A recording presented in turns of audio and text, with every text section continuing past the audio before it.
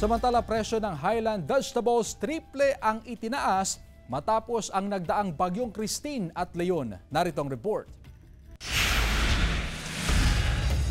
Iniinda ng ilang negosyante sa Baguio City ang pahirapan na pagkuha ng supply sa La Trinidad Vegetable Trading Post. Kaya ang presyo ng karamihan sa Highland vegetable halos triple ang itinaas. Ang presyo ng cabbage umaabot sa 100 pesos ang kada kilo, habang ang carrots, patatas at sayote umaabot sa 150 pesos ang kada kilo. Ang broccoli umaabot sa 200 to 300 pesos ang kada kilo. Nasa 100 pesos ang kada kilo ng pechay, habang ang lettuce ay nasa 300 hanggang 400 pesos ang kada kilo. Tuloy-tuloy yung ulan at saka yung dumating na bagyo na magkasunod. Yun po ang unang nagpataas ng presyo ng gulay dito sa Baguio. Pahirapan po ang pagkuha, ma'am. Ikinabigla ng ilang mamimili ang mataas na presyo ng Highland vegetables. Ang mahal din, yung ibang mas mura pa sa Manila.